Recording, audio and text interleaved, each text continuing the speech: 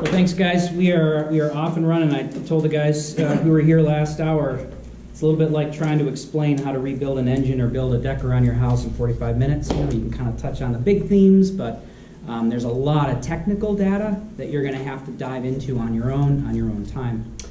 We talked about blended families last hour, and one of the things that's the bridging between blended families and where we are today is that you got to be the best version of yourself in order for things to go well at home. That's ultimately very, very true in a blended family, but it's no less true with parenting biological or stepchildren. Your best you is your best opportunity to make a meaningful difference in the lives of your kids and in your home.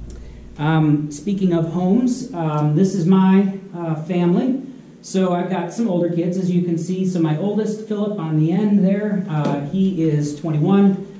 He's in college at Moody Bible Institute in Chicago. He's in the counseling program. Oliver is my next one. He is 19. He's also in the counseling program at Moody. Thomas is finishing up his senior year at the public high school. And then Jack, 14, and Chloe, 12, are homeschooled at home. My wife is a business owner. She's got a music studio that she runs for children, and then that's me. So I started out life as a therapist, licensed counselor, and then got into church work, and that's good. It's good that I had all that training in therapy because I needed it once I got into the church. That's just an inside joke, but in all seriousness, I did find that the tools and the skills that I developed during that training and in my professional life really applied very, very well in a church context where there were lots and lots of families working through the same issues that I recognized in my own life. And also, I have a huge pile of parenting books in my study, but this one's at the very top of the list, How to Really Love Your Child. And especially when we're talking about managing conflict, this book has to be something that you've read and you're aware of, and you're working towards implementing what Dr. Ross Campbell has spent all this time talking about. There are over 1 million copies in print, and there's a good reason why. This guy's a Christian, and he's really, I think, distilled how to connect with the heart of your child. It's not a really big book. Other books that can help you become a better version of yourself, these are by Christian authors as well, Drs. Henry Cloud and John Townsend. This book called Boundaries. Here's what Bill Hybels, recently disgraced senior pastor at Willow Creek Community Church, said on the back jacket of Boundaries. As I read this book, I kept fighting back the gnawing feeling that the whole trajectory of my life would have been different and better had I read this 20 years ago. Right? So I thought that was a strikingly honest statement. This book can change your life. Safe People. This is about how to recognize the difference between nice people and safe people, because they're not the same. Nice people are not necessarily safe. And also how to recognize in yourself behaviors and patterns that make you unsafe to your children and to your spouse. So, Safe People and Boundaries, great resources. This for parenting, really great resource. All right, so in talking about managing conflict, I do want to talk through some of what's in this. The guys who were here last hour know this, but this is a toolbox. This has got tools in it. If only they were like wrenches and screwdrivers, but they're not. They're even more profound. They don't have to be stored away, and if they are, they're not going to be useful to you. So you gotta use these tools on a regular basis, and that's what I hope to do with this toolbox that I'm sending home with you, is that these will be the start of developing or enhancing already existing skills and commitments within your life, can make you the best version of yourself that you can be. So we'll touch on a few of those, pages in here, but we're not going to go through all of them. We just don't have the time. Lots of good stuff, though. So when we talk about managing conflict, specifically in your parenting and with your kids, One of the very first things that you need to know is the difference between communication and conflict. So our guys who were here last hour know that this takes us over to page 7 in our handout, page 7. And we have to know the difference between passive communication, aggressive communication, passive-aggressive communication, and lastly, assertive communication. That's on page 7.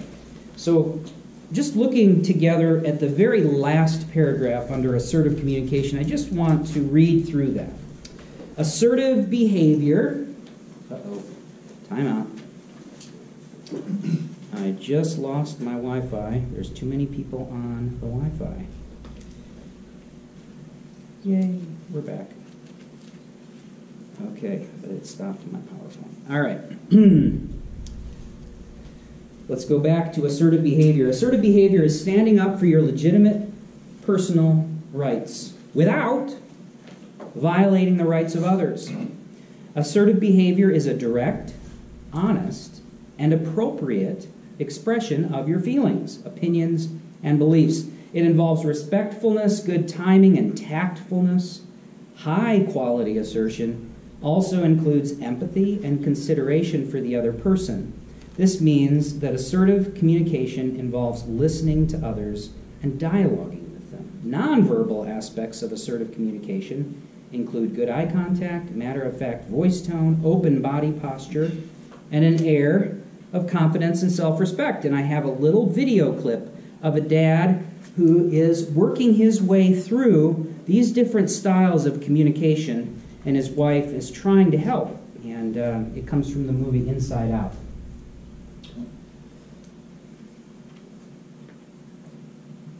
Give it a minute. Maybe 2. How many minutes have you spent in your life looking at some little dial, right? If I could only have those minutes back. What was that? That wasn't anything like Joy. Because I'm not Joy? Yeah, no kidding. Did you guys pick up on that? Yeah, something's wrong. Should we ask her? Let's probe, but keep it subtle so she doesn't notice. So, how was the first day of school? She's probing us. I'm done. You pretend to be Joy. Okay, It was fine, I guess. I don't know. Oh, very smooth. That was just like Joy. Something is definitely going on. She's never acted like this before. What do we do? We're gonna find out what's happening, but we'll need support. Signal the husband. Ahem.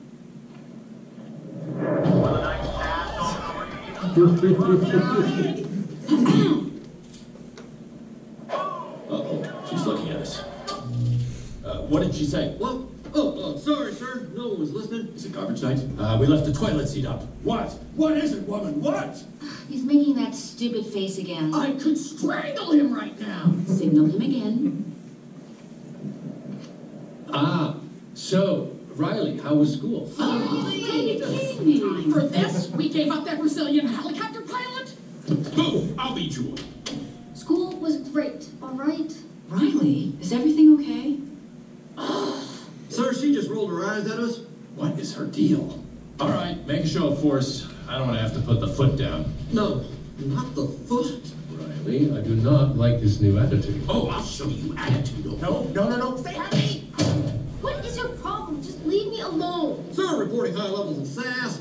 Take it to DEFCON 2. You heard that, gentlemen? DEFCON 2. Listen, young lady, I don't know where this disrespectful attitude came from. You want a piece of this, Pops? Come and get it! Yeah, well, Here it comes. Prepare the foot. Keys to safety position. Ready to launch on your command, sir. just shut up. Fire! That's it. Go to your room. Now. Foot is down. The foot is down. Good job, gentlemen. That could have been a disaster. Well, that was a disaster.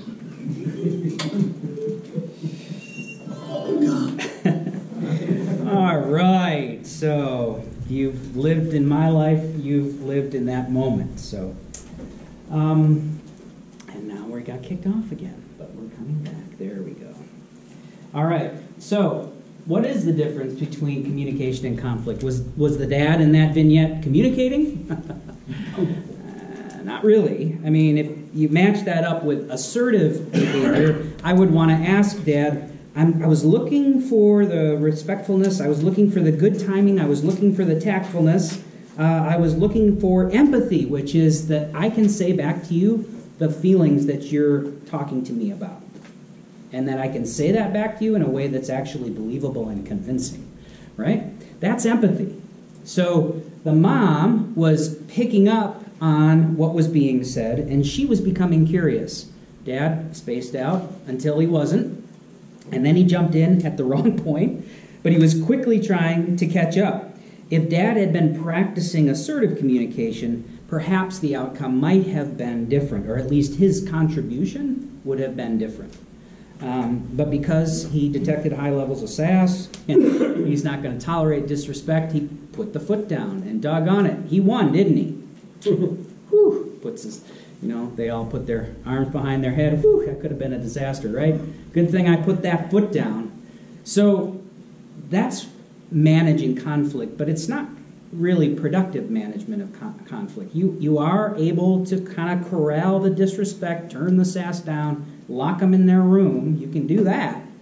But how about the heart connection? Because true effective parenting has to do with a heart connection with your child, not about putting the foot down. If your go-to is putting the foot down, you're really going to have a hard time connecting in any deep way with your child, because authority doesn't build relationship.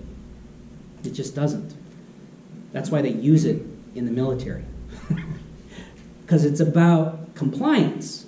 It's not about relationship. Your CO doesn't really care if you like them or not.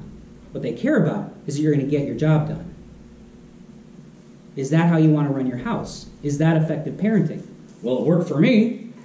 Growing up, you knew my dad, right? Okay, I get it. Some of us grew up in homes where dad threw his weight around. I get that. Do we have to replicate that? Like, my dad would never put up with that kind of sass. I'll tell you what, took off that belt, that's all it took, right? Again, authority doesn't build relationship. You can scare people. You can scare your children into compliance. You can make sure that they cower when you pull the belt off, but that's not relationship. That's not how a heart gets changed and how a heart grows in a child. So if you want to manage conflict in a way that actually is life-giving rather than life-taking, you're going to have to resort to something in your go-to toolbox that isn't putting the foot down. Does that mean that anything goes and there's no rules in your house? Of course not. No, not at all. But it means that you're more wise, you're shrewd about how you're going to engage what is wrong in your home. So knowing the difference between communication and conflict. And so when you fall off the wagon, so to speak, and you don't practice assertive communication in your managing of your conflict with your spouse or your children, be man enough to admit it. Sorry, I flew off the handle. That wasn't okay. I got really mad. When you talk that way, sort of flips a switch inside my head, and I lose it, which is what happened to Dad. Flipped a switch in his head, and he lost it. And you can acknowledge when you're passive or aggressive or passive-aggressive. And I would encourage you to acknowledge when those things are true and have fallen apart. Now I want to talk about something that our guys last hour got to spend some time thinking about, and that is inadequacy. That inadequacy triggered often leads to conflict. So if you want to manage conflict, my encouragement with the people that I work with is that you've got to understand the dance that every man does with inadequacy. So in Genesis chapter 3, verses 17 through 19, if you look that up, what you'd read there is the creation story. And this is one of the sad moments in the creation story, perhaps the saddest moment. And that's the moment where God shows up and hands out consequences for what happened with the fruit that was eaten. And in these verses specifically, God speaks to Adam. And in that way, he speaks to all men. And he gives to the man, Adam, this curse. So I'll summarize. I'd invite you to look at the text yourself, see if you'd agree with the way I'm summarizing it. But God says there's going to be thorns and thistles that are going to grow up that you didn't even plant, that you're going to have to wrestle with just to get something done.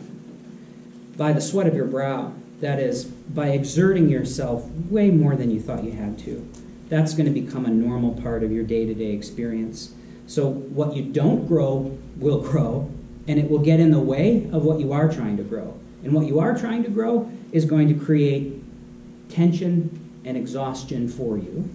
And then, oh, by the way, all you'll amount to, when it's all said and done, is a pile of dust. For dust you are, and to dust you will return. So the specter of inadequacy, which I would say is, I don't matter. I am not smart enough to figure this out. I'm not strong enough. I'm not competent enough. I'm not worth the trouble of mentoring or putting up with. These are all questions that come out of that core curse that was handed down from Adam to his kids.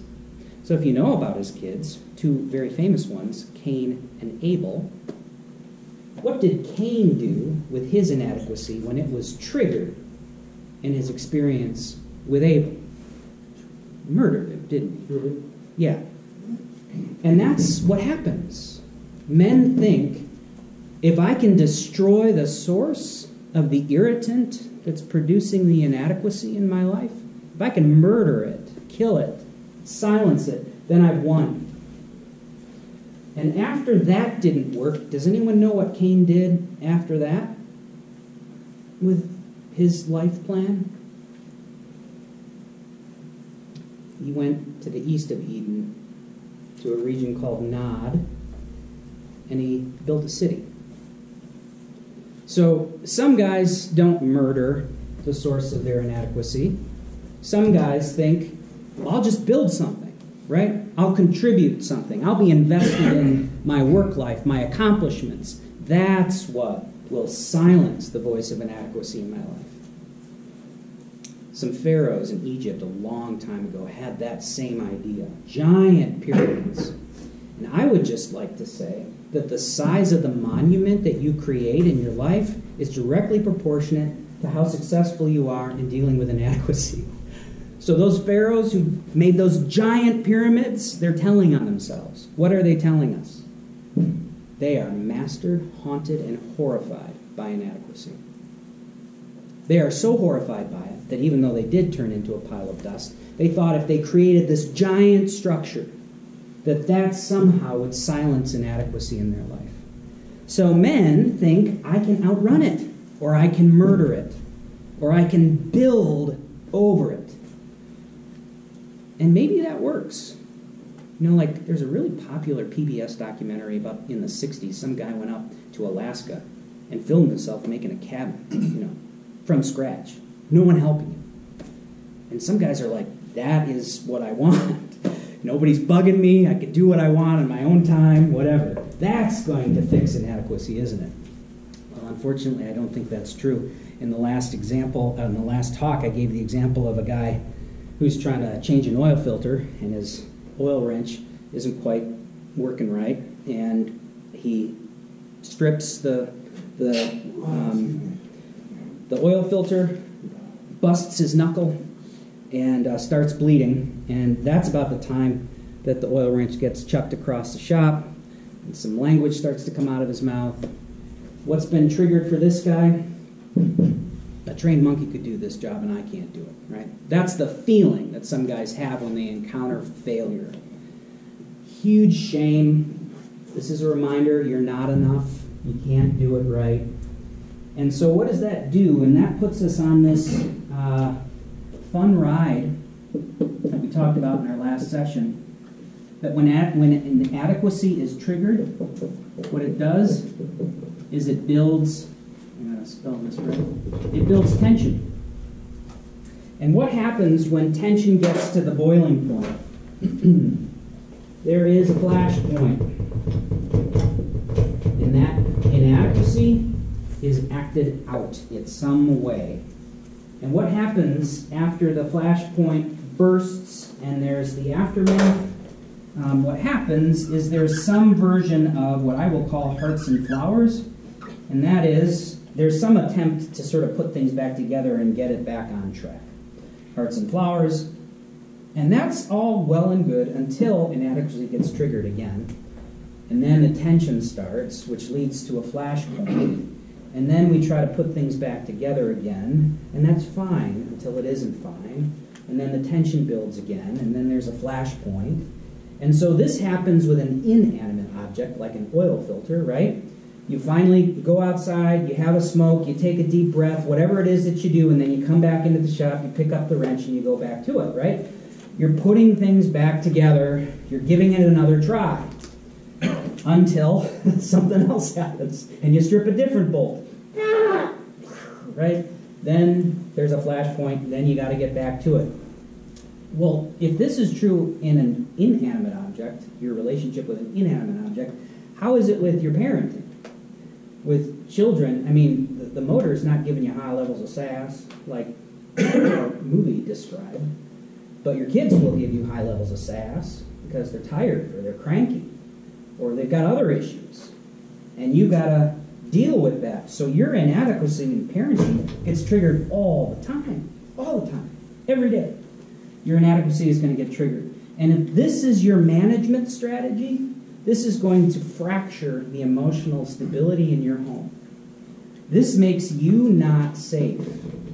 Because you're not managing, you're acting out. Now, some people don't act out. The wrench doesn't get thrown across the shop. The kids don't get screamed at. The spouse doesn't have the bedroom door slammed in the face. Maybe those things that's not your style.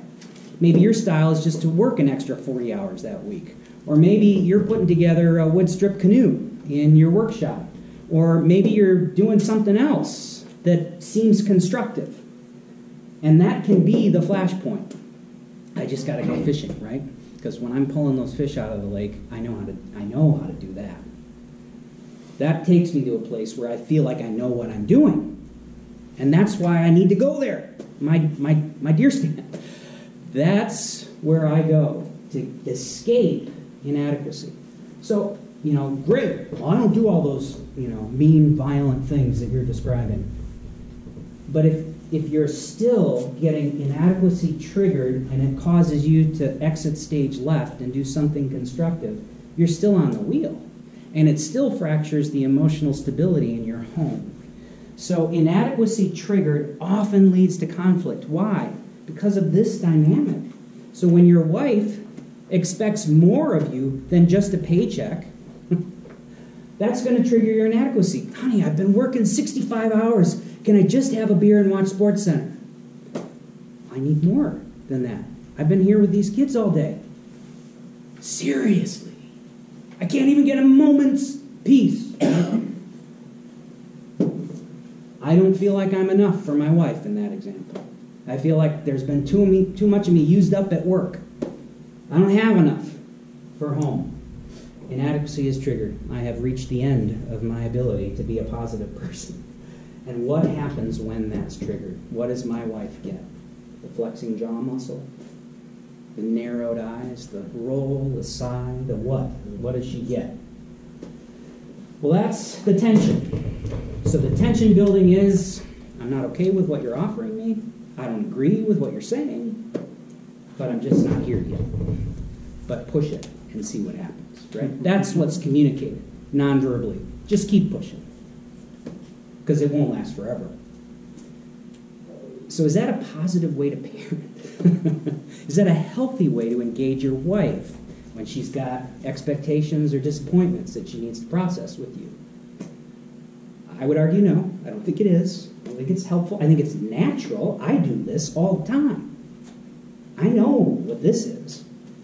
I am haunted by inadequacy. So was my dad. So was my granddad. And to know that your pop quiz about how you do this dance is coming today at some point when you get triggered. So I don't know if you're going to go out into the parking lot and find out that you left your lights on and your battery's dead. That would trigger inadequacy. Maybe your tire's flat. Now you got to call somebody to rescue you. You feel like an idiot. Or you come home, like I do sometimes, and the back door got left open and it's ripped off its hinges. How many times have I had to tell him to close the door, right? Inadequacy gets triggered. Now I got to fix the door again. The giant hinges that I bought aren't giant enough. Whatever. So something's going to happen that's going to trigger your inadequacy. And it could be your wife saying, well, I hope you enjoyed your day off. I've been working all morning. Here. And hands you whatever that is, a child, a responsibility, something. And you're like, it's not like, I wasn't just eating cookies and drinking coffee all day. I'm kind of tired. I was thinking a lot. Thinking a lot, right? That's going to trigger inadequacy. What are you going to do? Well, you're either going to do tension building, you're going to handle the flashpoint, or you're going to use some tools in your toolbox that we're talking about. Because your pop quiz comes when inadequacy comes knocking, and it will come knocking probably in minutes, if not hours. So some tools that I want to draw your attention to for managing conflict and fixing communication. Focus time, attention, and touch. Those things in a parenting relationship with your children are magic. They're magic. And when you model self-regulation, what is self-regulation? It's not putting the top on the pressure cooker and letting it simmer. That's not self-regulation. Self-regulation is using the tools here to yourself dial down the tension. That's successful self-regulation. It's not acting out on your family. That's not self-regulation. And neither is building tension. So you got to know, what do I do when I'm triggered? Because you got to do something. And denial is a lousy coping strategy. Nobody else is blind to your building tension except for you if you're in denial mode. It's really hard to control what you can't see. So my encouragement is, don't use denial as a coping mechanism to deal with the tension of your triggered inadequacy. It's a lousy coping mechanism, and it only fools you. Like, you're the only one who thinks it's working. Everyone else knows it's not working. You're super tense. Why? Because kids can read nonverbal. They're like Jedi when it comes to reading nonverbal. They just are. They don't interpret it well. They always think it's their problem, like they did something. When you come in, your jaw is flexing and you've been in the garage and you've got your own stuff going on, and they're going to think, Dad's mad at me. No, I'm not mad at you. And that's how you'd say it. I'm not mad at you. Well, it sure sounds like you are. No, I'm mad at the oil filter. Okay. So, self-regulation. Focus time means I'm not on my phone, I'm not on a device, I'm not goofing around. You're the center of attention right now. That's focus time. And attention means I'm involved in something that is engaging to you. Not the other way around. Like, hey, come and help me change the tire. So many kids, maybe you grew up in a home like this too. Like, okay, so helping dad means holding tools and getting yelled at, right? That's what helping dad is. Many of us could identify with that. Yep, that's what I did. I held tools and got yelled at. Sounds like a great time, Dad. Let's go do that. Quality time, right?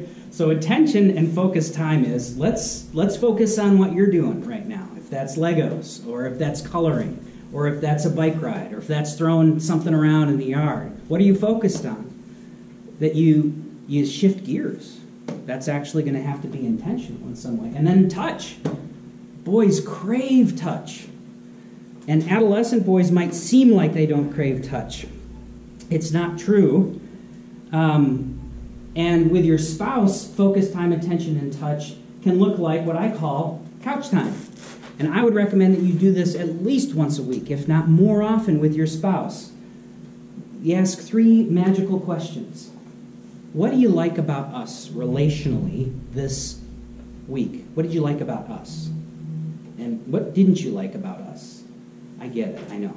If you said that now to your wife, she'd think something bad happened. If you've been mainlining Dr. Phil, what's your problem? You don't talk to me like that. But I would encourage you, these are tools that relationally will help you connect with your wife. And what you're doing is you're taking the pulse of your relationship, the health of your relationship. And you have to be ready to feel inadequate, because if she has permission, she might actually say, here's what I liked about the relationship, But here's what I didn't like. You got to be open to hearing that without freaking out.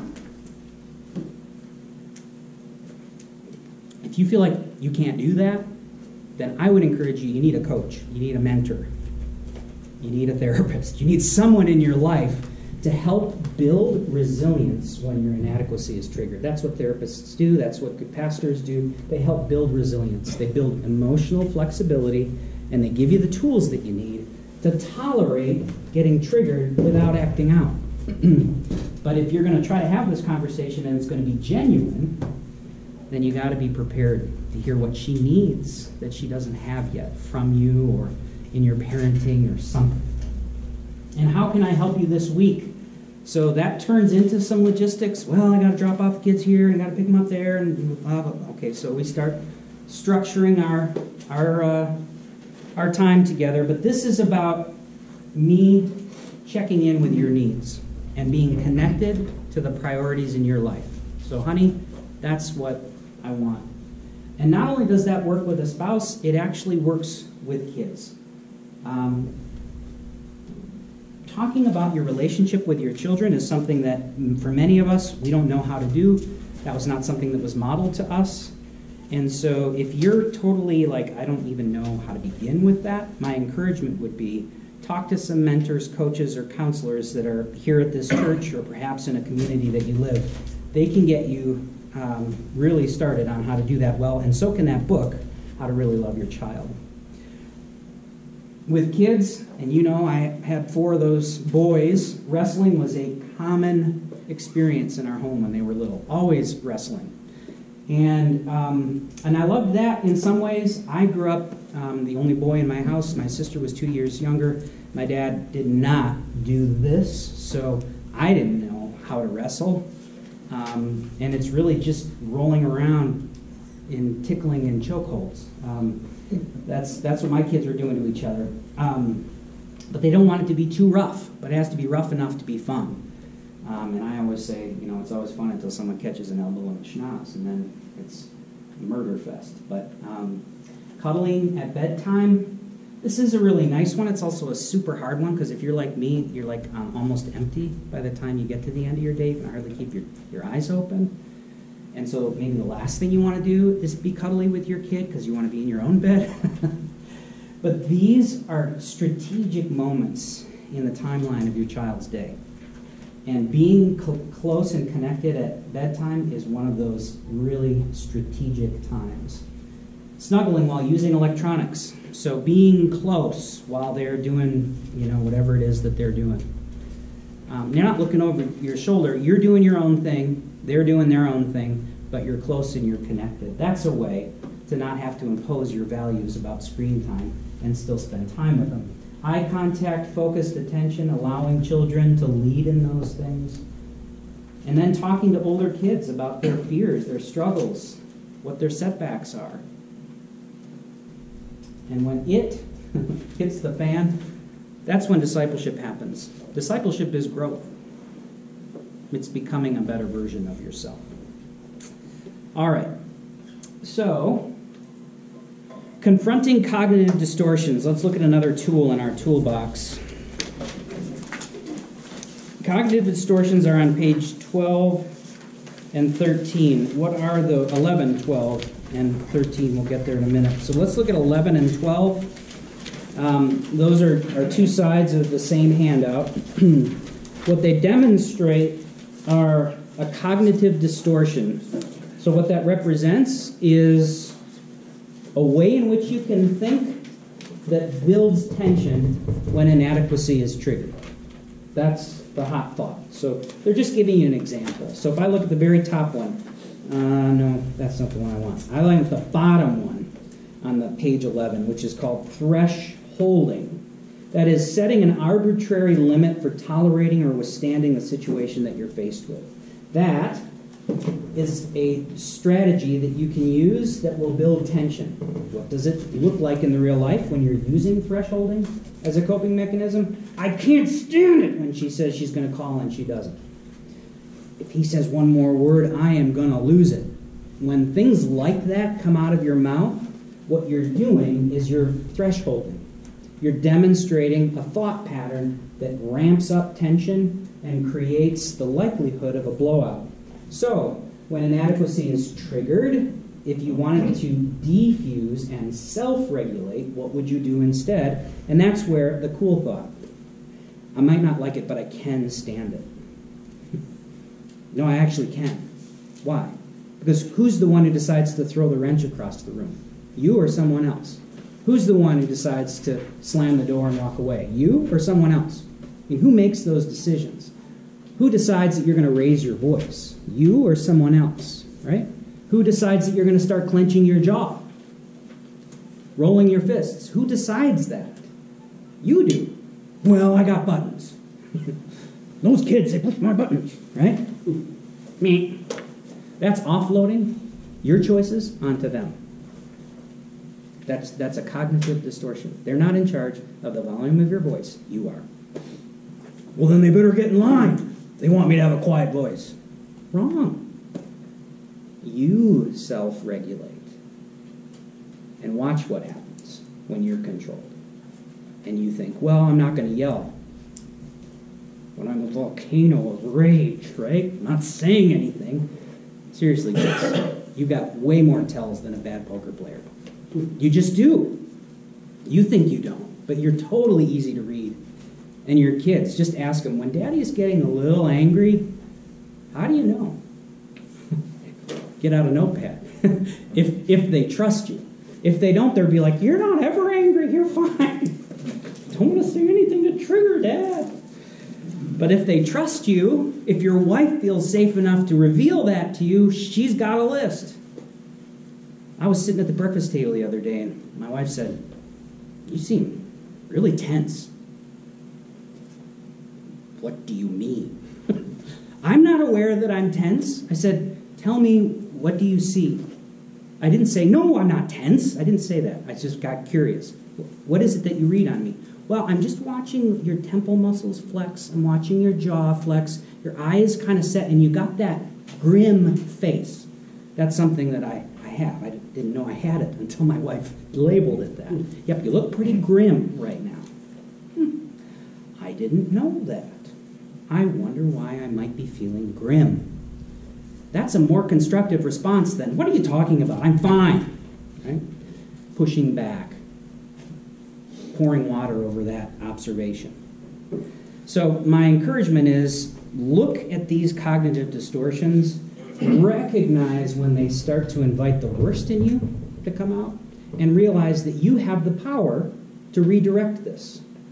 Not quieter kids, not a more sexually responsive spouse. None of those things will control the trigger response to inadequacy. All right. Our next one is a timeout, so I want to take you to page 13.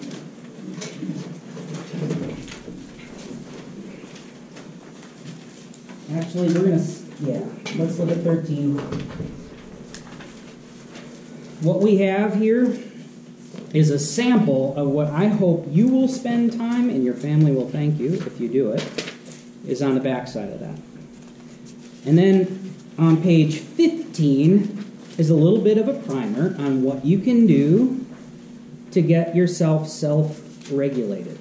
When you need to get self-regulation under control, because the kids are being squirrely, high levels of sass, whatever it is, when you're starting to feel triggered and your tension is building, that is a signal that you need to self-regulate. You don't put the foot down, you self-regulate. That's the constructive response to managing conflict when you're dealing with your children in your home.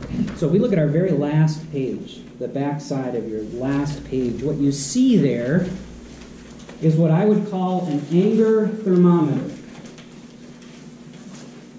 And what you want to do with an anger thermometer, like this guy, sort of a sample, is that this guy started tracking his actions, his thoughts, and his feelings in the low, the medium, and the high.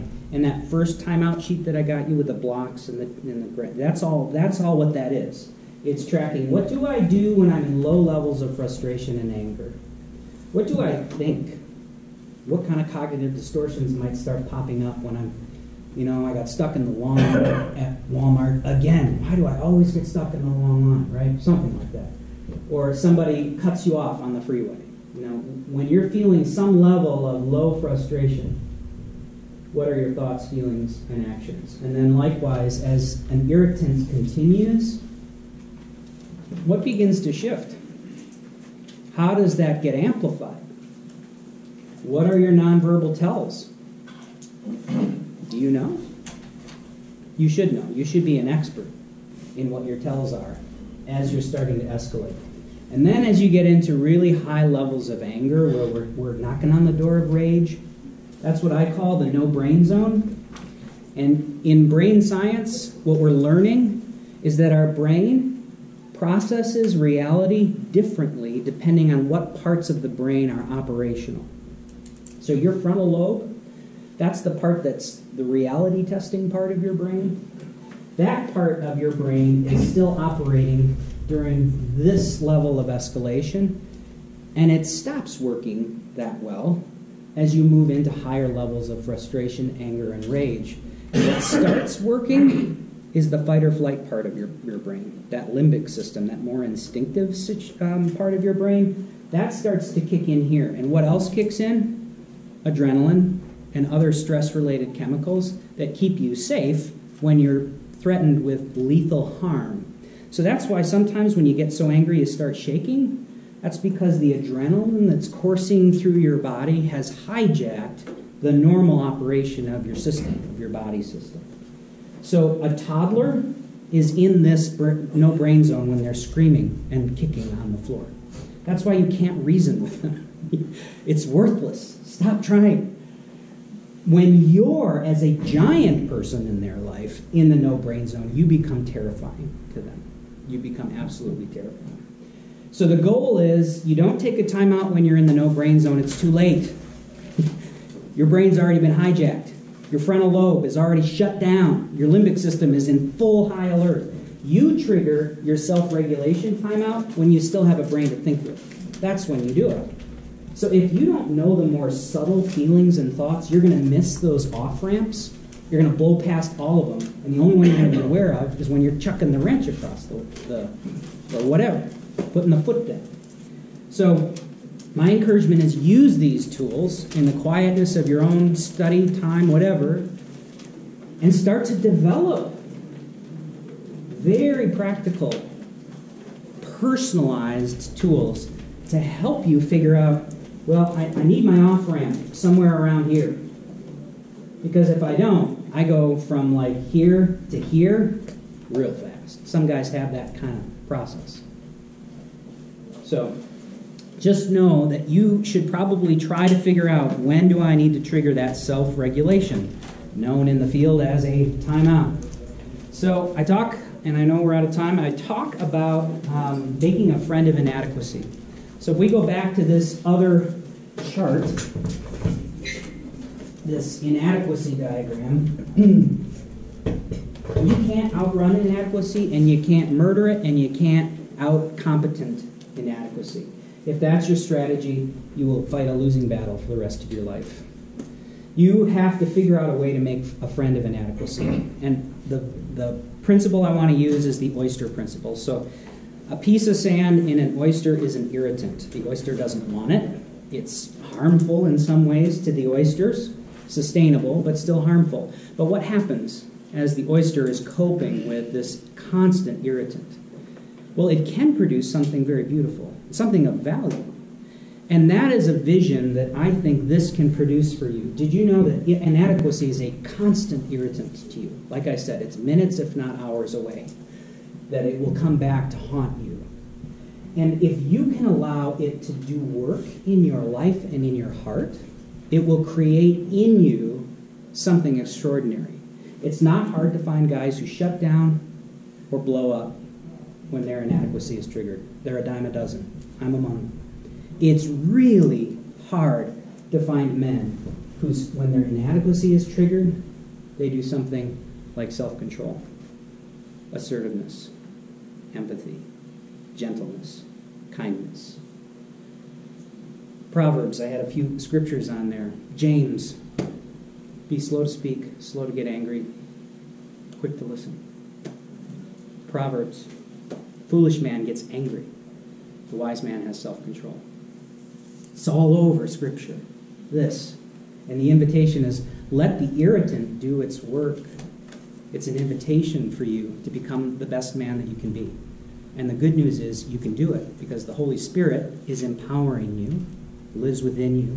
He, that still small voice, wants to help produce something beautiful in your life, valuable.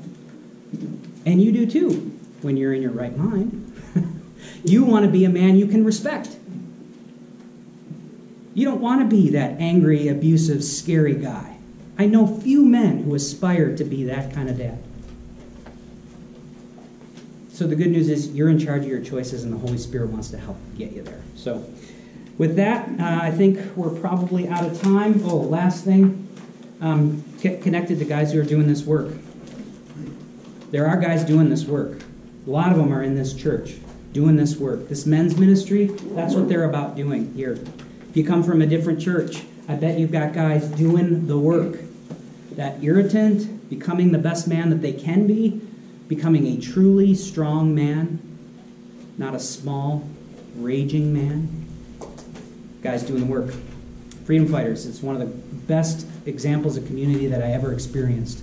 That irritant of sexual impurity in my life, pornography, that irritant, I came to realize, could produce something beautiful in my life, which is self-control, the return of dignity, the return of self-confidence, a much more respectful heart towards women.